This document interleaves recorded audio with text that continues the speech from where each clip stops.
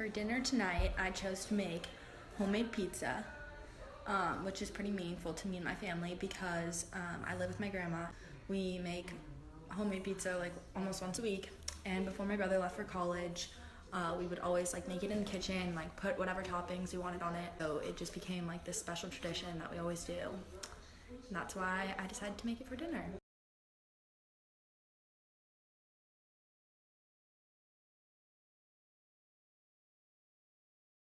So I prepared a little grace prayer to say grace before we eat.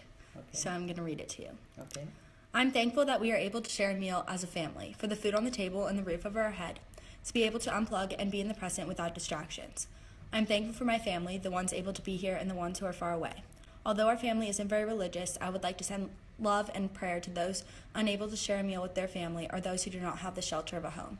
I would also like to send love and kind thoughts to those in Southern California as they battle the fires, that they experience lots of love, support, and refuge at this time.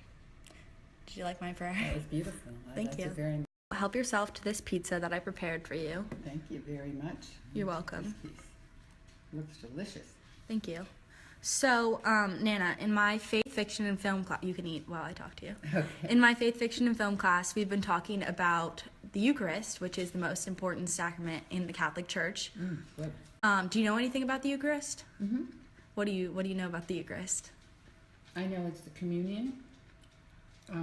When people come and take a cracker and some wine to symbolize, the bread and body of Christ, and it started at the Last Supper when Jesus did it with his disciples. Yeah, so the Eucharist was born out of the Last Supper. You got that right. And it symbolically represents Christ's everlasting presence in our lives. And it is also a gathering at which people are able to unite and come together. Like when you share a meal, Eucharist is sharing a meal. When you're able to share a meal, you're able to come together and talk without outside distractions. So that is definitely a big theme of the Eucharist. And in class, we watched two TV episodes. We watched Master of None. Have you ever heard of that show? No. It's like a comedy show, kind of, but starring a comedian. And then we watched Chef's Table. Have you ever heard of that show? Yes, I know that.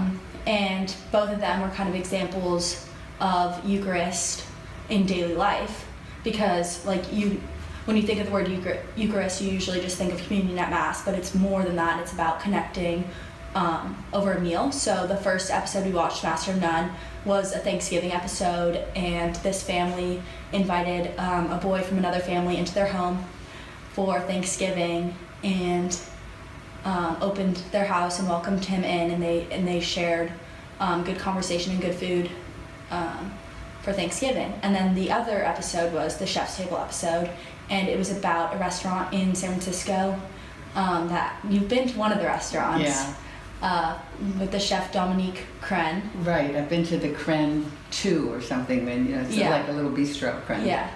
It's delicious. And she talks about her upbringing and what kind of made her the way she is today and the chef she is today. And she talks about her restaurant's vision and how she prepares every meal with a poem, kind of, or a story. Oh, I didn't know. Yeah, the menu nice. is a poem. Oh, that's so nice. And she just talks about that and what she intends to convey through her food and her in her restaurant.